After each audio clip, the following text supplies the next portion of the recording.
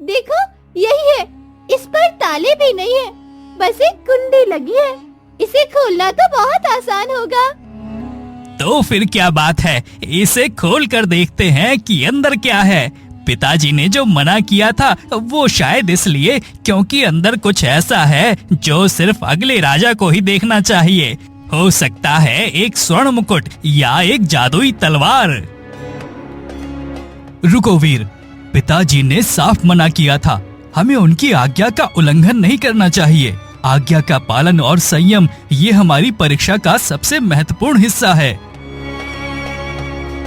परीक्षा? ये तो एक मजाक है आदित्य। हो सकता है अंदर कोई एक ऐसा रहस्य हो जो साबित कर दे कि राजा बनने का हकदार कौन है। मैं सिर्फ देखना चाहता हूँ। क्या तुम नहीं चाहते? क्या तुम्हें डर है कि तुम नहीं चुने जाओगे? अमरगढ़ का राज दरबार अपनी भव्यता के लिए मशहूर था, लेकिन आज वहाँ का माहौल सामान्य से अलग था। हवा में एक अजीब सी सनसनाहट और गंभीरता तैर रही थी। महाराज विक्रम सिंह, जिनके चेहरे पर उम्र और अनुभव की झुर्रियां थी, सिंहासन पर बैठे थे, लेकिन उनकी आंखों में एक अलग ही चमक थी। एक ऐसी चमक जो एक बड़े फैसले की घोषणा करने वाली थी। मंत्री जी, सेनापति भानु और मेरे प्यारे बच्चों, आज का दिन वो दिन है जिसका इंतजार मुझे कई सालों से था। मेरे बच्चों, मैं अब वृद्ध हो चला हूँ। ये शरीर अब साथ नहीं देता। पिताजी, आप ऐसा मत कहिए। आप तो हमारी शक्ति हैं, हमारी प्रेरणा। अमरगढ़ को आपके मार्गदर्शन की आवश्यकता है। पिताजी, आपका आदेश ही हमारे लिए सब कुछ है। हम आपकी हर आज्ञा का पालन करने के लिए तैयार हैं। बस आप बताएं। राजकुमारी अनन्या चुपचाप खड़ी थी, लेकिन उसकी नजरें अपने पिता पर ही टिकी थी। वो उनकी हर भावना को पढ़ने की कोशिश कर रही थी। उसे लग रहा था कि आज सिर्फ उत्तराधिकार की घोषणा नहीं होने वाली। मैं जानता हूँ कि तुम सब वफादार हो, इसलिए आज मैं अगला राजा चुनूंगा। लेकिन ये चुनाव इतना आसान नहीं होगा। राजा बनना सिर्फ तलवार चलाना या आदेश देना नहीं है। ये बुद्धि, धैर्य और न्याय का संगम है। इसलिए तुम तीनों को एक परीक्षा देनी होगी। तीनों? पर पिताजी, मैं तो एक राजकुमारी हूँ। राज्य का उत्तराधिकारी तो। हाँ अनन्या, तुम भी। एक शासक के गुण सिर्फ पुरुषों में ही नहीं होते। बुद्धि, साहस और न्याय की बात हो तो तुम अपने दोनों भाइयों से किसी मायने में कम नहीं हो। महाराज ने अनंत सागर झील के बीच स्थित टापू और वहाँ की प्राचीन गुफा में रखे लोहे के संदूक के बारे में बताया। उनकी आवाज में एक रहस्यमय गूंज थी जो सबको मंत्रमुग्ध किए हुए थी। तुम तीनों को वो संदूक लेकर यहाँ आना है, लेकिन याद रहे, कोई हथियार नहीं, कोई सैनिक नहीं, सिर्फ तुम तीनों। और एक शर्त, संदूक को बिना खोले वापस लाना होगा। बिना खोले? ये कैसी परीक्षा है पिताजी? अगर उसमें कोई खजाना है, कोई रहस्य है, तो हम कैसे जानेंगे?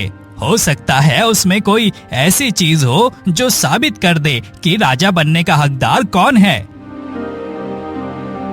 राजकुमार, कभी कभी खजाने से ज्यादा महत्वपूर्ण उस तक पहुंचने का रास्ता होता है। महाराज की आज्ञा का पालन करो और विश्वास रखो। तुम्हें सूर्यास्त तक लौट आना है। अब जाओ और याद रखो, इस महल की दीवारों के भी कान हैं। इस बात को अपने और अपने भरोसेमंदों तक ही सीमित रखना। महाराज के आखिरी शब्दों ने दरबार में एक नए रहस्य को जन्म दे दिया था। क्या वो सचमुच सचेत कर रहे थे या ये भी परीक्षा का एक हिस्सा था? तीनों भाई बहन घोड़ों पर सवार होकर घने जंगल के रास्ते झील की ओर बढ़ रहे थे। चिड़िया की चहचहाहट और पत्तों की सरसराहट के बीच एक अजीब सा तनाव हवा में घुला हुआ था। हर एक के मन में अलग अलग विचार उठ रहे थे। भैया, सच कहूँ, तुम्हें नहीं लगता पिताजी ने हमें मूर्ख बनाया है? एक संदूक बिना खोले, शायद वो हमारी वफादारी की परीक्षा ले रहे हैं, या फिर ये सब तुम्हारी तारीफ करने का एक बहाना है। वीर, पिताजी ने जो कहा है उसका अवश्य कोई गहरा अर्थ है। हमें उन पर विश्वास रखना चाहिए। राजा का पहला गुण है धैर्य और हमारा काम है आज्ञा का पालन करना। बाकी सब उन पर छोड़ दो। भैया, आदित्य सही कह रहे हैं वीर, लेकिन मुझे पिताजी की एक बात बहुत परेशान कर रही है। उन्होंने कहा इस महल की दीवारों के कान भी है। क्या उन्हें डर है कि कोई हमारी इस यात्रा के बारे में जान गया है? क्या हम किसी खतरे में हैं? अनन्या, तुम हमेशा से रहस्यों में घिरी रहती हो। पिताजी बस हमें सचेत कर रहे थे। देखो, झील आ गई। विशाल अनंत सागर झील उनके सामने फैली हुई थी, जिसका पानी सूरज की रोशनी में नीले हीरे की तरह चमक रहा था। दूर झील के बीचों बीच एक हरा भरा टापू दिखाई दे रहा था, जिस पर एक प्राचीन संरचना की झलक मिल रही थी। किनारे पर एक पुरानी लेकिन मजबूत लकड़ी की नाव बंधी हुई थी, मानो सदियों से उन्हीं का इंतजार कर रही हो। चलो, समय कम है, हमें इस नाव से टापू तक पहुंचना है और सावधान रहना।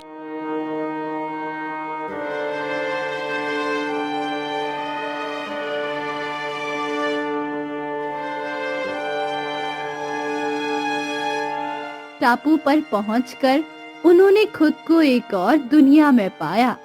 हरियाली इतनी घनी थी कि महल की दुनिया की सारी चिंताएं यहाँ पीछे छूट गई और वो प्राचीन गुफा उनके सामने थी।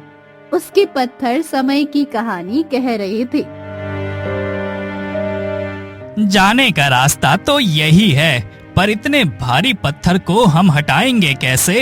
ये तो बंद है। कहीं ऐसा तो नहीं कि ये भी परीक्षा का ही हिस्सा है? रुको, यहाँ कुछ लिखा हुआ है।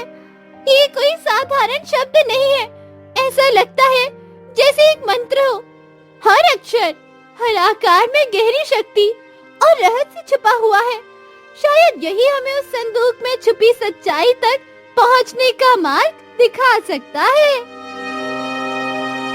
हाँ अनन्या, ये तो कोई मंत्र ही मालूम होता है। ओम दिव्य संख्याय आविर्भाव स्वाहा, ओम दिव्य संख्याय आविर्भाव स्वाहा, ओम दिव्य संख्याय आविर्भाव स्वाहा। युवराज आदित्य जैसे ही मंत्र को पूरा करता है, वो एक शंख प्रकट हो जाता है। भैया, लगता है शंख को बजाने से हमें जाने का कोई रास्ता मिलेगा। तुम ठीक कहती हो अनन्या, मैं अभी शंख को बजाता हूँ।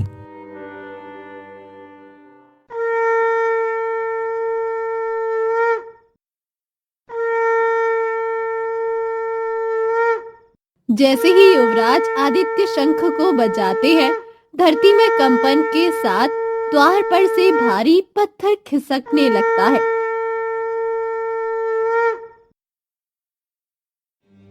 चलो, जल्दी करो, इस जगह पर मुझे अच्छा नहीं लग रहा। ये सन्नाटा डरावना है। तीनों भाई बहन गुफा के अंदर बढ़े। हवा में धूल और प्राचीनता की गंध थी। थोड़ी दूर चलने पर ही वो अंत में वे गर्भगृह में पहुंचे। वहां एक ऊंचे चबूतरे पर वो लोहे का संदूक रखा हुआ था। वो साधारण सा दिखता था, लेकिन उस पर की गई जटिल नक्काशी एक गहरे रहस्य का आभास दे रही थी। यही है, देखो, यही है। इस पर ताले भी नहीं है, बस एक कुंडी लगी है। इसे खोलना तो बहुत आसान होगा। तो फिर क्या बात है, इसे खोल कर देखते हैं कि अंदर क्या है। पिताजी ने जो मना किया था वो शायद इसलिए क्योंकि अंदर कुछ ऐसा है जो सिर्फ अगले राजा को ही देखना चाहिए। हो सकता है एक स्वर्ण मुकुट या एक जादुई तलवार। रुको वीर, पिताजी ने साफ मना किया था। हमें उनकी आज्ञा का उल्लंघन नहीं करना चाहिए। आज्ञा का पालन और संयम ये हमारी परीक्षा का सबसे महत्वपूर्ण हिस्सा है। परीक्षा? ये तो एक मजाक है आदित्य। हो सकता है अंदर कोई एक ऐसा रहस्य हो जो साबित कर दे कि राजा बनने का हकदार कौन है। मैं सिर्फ देखना चाहता हूँ। क्या तुम नहीं चाहते? क्या तुम्हें डर है कि तुम नहीं चुने जाओगे? वीर, भैया सही कह रहे हैं। अगर हमने इसे खोल दिया तो ये पिताजी के प्रति सीधी अवज्ञा होगी। क्या तुम सिंहासन के लिए अपनी वफादारी तक को ताक पर रख दोगे? क्या सत्ता की चाहत इतनी बड़ी है? अनन्या के शब्दों ने वीर को झंझोर दिया। वो कुछ पल के लिए झिझकता है। उसकी नजरें संदूक और फिर आदित्य के दृढ़ चेहरे पर जाती है। अंततः वो एक लंबी सांस छोड़कर पीछे हट जाता है, लेकिन उसके मन का संघर्ष उसकी आंखों में साफ दिखाई दे रहा था। चलो, अब हमें वापस लौटना चाहिए। सूर्य ढलने वाला है। संदूक को सावधानी से उठाओ और जल्दी चलो। नाव अब वापसी के सफर पर थी। संदूक नाव के बीचों बीच रखा हुआ था, जैसे एक मूक साक्षी। झील की शांति भ्रामक लग रही थी। हवा की झोंकों में अब एक सनसनी थी, मानो एक अनजाना खतरा जो पानी की सतह के नीचे छुपा बैठा था। कोई आवाज आई पानी के अंदर से। कहाँ? मुझे तो कुछ सुनाई नहीं दिया। मैंने भी सुना। लगता है कोई तैर रहा है और हमारी तरफ आ रहा है। उसी पल पानी से काले कपड़े मुंह पर लपेटे हुए 5-6 लोग उछलकर नाव में आ गिरे। उनके हाथों में चमकती हुई तलवारें और छुरी थी। उनकी आंखों में लालच और हिंसा की चिंगारी दिखाई दे रही थी। संदूक हमें दे दो राजकुमारों, और इसके बदले में हम तुम्हें जीवित छोड़ देंगे, वरना इस झील की मछलियों के लिए आज का भोजन तैयार हो जाएगा। ये संदूक अमरगढ़ के महाराज का है। हट जाओ वरना तुम्हारा सिर धड़ से अलग कर दूंगा। तुम्हारे पास तो हथियार भी नहीं है राजकुमार। मारोगे कैसे? अपने घमंड से। इससे पहले कि कोई कुछ कर पाता, अनन्या अपने थैले से एक चमकदार लाल पाउडर निकालकर हमलावर की ओर फेंकती है। ये लो, मिर्च और शीशे का चूरा। पाउडर सीधा हमलावरों के चेहरे और आंखों पर जाता है। वे दर्द और अंधेपन से चीखने लगते हैं, अंधाधुंध हाथापाई करने लगते हैं। आदित्य और वीर इस अवसर का फायदा उठाते हैं। आदित्य एक हमलावर की तलवार छीन लेता है। वीर दूसरे हमलावर को पकड़कर नाव के किनारे से पानी में फेंक देता है। लड़ाई छोटी लेकिन तीव्र थी। आदित्य और वीर की युद्ध कुशलता और अनन्या की चालाकी के आगे हमलावर टिक नहीं पाए। जो बचे वे पानी में कूद गए और पानी में गायब हो गए। ये लोग कौन थे? उन्हें संदूक के बारे में कैसे पता चला? उन्हें पता था कि हम बिना हथियारों के हैं। पिताजी का डर सच था। महल के भीतर कोई गद्दार छिपा हुआ है, और ये केवल हमारे परिवार के खिलाफ ही नहीं है। इसने पूरे राज्य के विश्वास और सुरक्षा के साथ धोखा किया है। जिसने भी ये षड्यंत्र रचा है वो सिर्फ हमारी नहीं बल्कि अमरगढ़ की नींव को भी हिला देने की कोशिश कर रहा है। हमें सतर्क रहना होगा और हर कदम सोच समझ कर उठाना होगा। सूर्यास्त के सुनहरे रंग आसमान पर बिखरने लगे थे जब तीनों भाई बहन थके हुए लेकिन संदूक को सुरक्षित लेकर दरबार में पहुँचे। महाराज अब भी सिंहासन पर बैठे थे, मानो सिर्फ उन्हीं का इंतजार कर रहे हो। मंत्री और सेनापति भानु भी वहीं थे। तुम सब सुरक्षित लौट आए, यही मेरे लिए आज की सबसे बड़ी जीत है। क्या संदूक बिना खोले वापस आया है? जी हाँ पिताजी, जैसा कि आपने कहा था, बिना खोले। अच्छा, और रास्ते में कोई परेशानी तो नहीं आई? जी पिताजी, कुछ लोगों ने हम पर हमला किया। उन्हें इस संदूक के बारे में पता था। उन्हें ये भी पता था कि हम बिना हथियारों के हैं। अनन्या के शब्दों ने दरबार में बिजली गिरा दी। लोग फुसफुसाने लगे। सेनापति भानु का चेहरा एकदम सफेद पड़ गया। उसने अपनी नजरें बचाने की कोशिश की। मैं जानता था, इसलिए ये परीक्षा जरूरी थी। अब वक्त आ गया है कि इस संदूक का रहस्य खोला जाए। लेकिन आपने तो कहा था कि हमें इसे नहीं खोलना। मैंने कहा था कि तुम्हें इसे बिना खोले लाना है। मेरी आज्ञा का पालन करके तुमने साबित कर दिया कि तुम में अनुशासन, आज्ञाकारिता और संयम है। ये एक राजा के लिए सबसे जरूरी गुण है। महाराज धीरे से संदूक को खोलते हैं। पूरा दरबार सांस रोके देख रहा था। वीर की सांसें तेज थी, आदित्य की नजरें स्थिर थी और अनन्या उत्सुकता से देख रही थी। महाराज ने संदूक खोला। ये तो खाली है। दरबार में लोग फुसफुसाने लगे। आदित्य, वीर और अनन्या हैरान होकर एक दूसरे को देखते हैं। वीर का चेहरा क्रोध और निराशा से लाल हो गया। खाली मतलब ये सब? इस खाली संदूक के लिए हमने अपनी जान जोखिम में डाली। हमने इसके लिए लड़ाई लड़ी। खाली नहीं पुत्रवीर, ये कोई साधारण चीज नहीं है। इसमें सबसे कीमती और अनमोल चीज भरी हुई है, विश्वास। विश्वास जो किसी भी शक्ति, धन या राज्य की महत्ता से कहीं अधिक मूल्यवान है। यही वो धरोहर है जो पीढ़ी दर पीढ़ी संभाल कर रखी जाती है और यही हमें सही रास्ते पर ले जाती है। सब चुप हो जाते हैं और अपना ध्यान महाराज की ओर केंद्रित करते हैं। जब मैंने कहा कि इसमें अगले राजा का मार्गदर्शन करने वाली चीज है, तो मेरा मतलब था तुम तीनों का आपसी विश्वास, एक दूसरे के प्रति वफादारी और मेरी आज्ञा के प्रति समर्पण। तुम तीनों ने इसे बिना खोले लौटाकर साबित कर दिया कि तुम में ये गुण है। महाराज थोड़ा रुकते हैं और फिर गंभीर हो जाते हैं। उसकी नजरें सेनापति भानु पर टिक जाती है। लेकिन इससे भी बड़ी बात यह है कि इस खाली संदूक ने हमारे महल में छुपे एक सांप को बाहर निकाल दिया है।